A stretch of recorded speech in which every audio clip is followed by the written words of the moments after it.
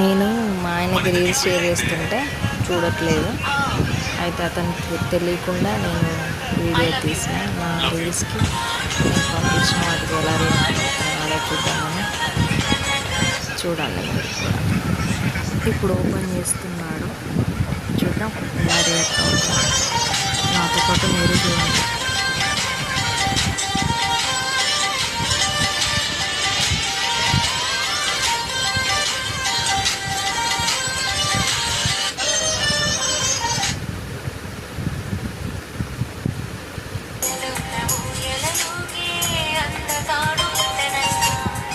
ఎదకులు ఎంతో చూసి వన్నె కాడు ఎవరంట.